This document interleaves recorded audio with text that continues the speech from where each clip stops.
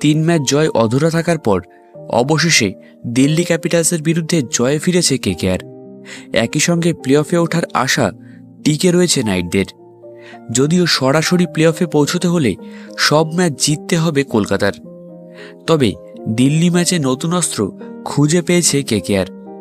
বলা চলে নতুন ম্যাচ উইনার পেয়েছে নাইটরা। তিনি টিমে আসায় এমন একটি কম্বিনেশন তৈরি হয়েছে যা সামলাতে প্রতিপক্ষের ব্যাটসম্যানরা হিমশিম খেতে পারেন। কেকেআর 2 জন স্পিনার ছিল প্রথম একাদশে। সুনীল নারিন ও বরুণ চক্রবর্তী ফর্মে থাকলেই প্রতিপক্ষের কপালে শনি। তার উপর দিল্লি ম্যাচ থেকে অনুকূল রায় প্লেইং 11-এ চলে আসায় কেকেআরের স্পিন অ্যাটাকে সুযোগ পেয়েছে। দিল্লির বিরুদ্ধে সুযোগ পেয়ে দুরন্ত বোলিং করেন তরুণ বাঁহাতি স্পিনার।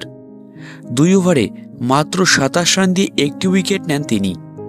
কেকেআরের বোলিং অ্যাটাকের ব্যালেন্স আগের থেকে অনেকটা ভালো হয়েছে। দিল্লির উইকেটে বাঁহাতি স্পিনারদের জন্য সাহায্য ছিল বলে খেলেছিলেন অনুকূল রায়।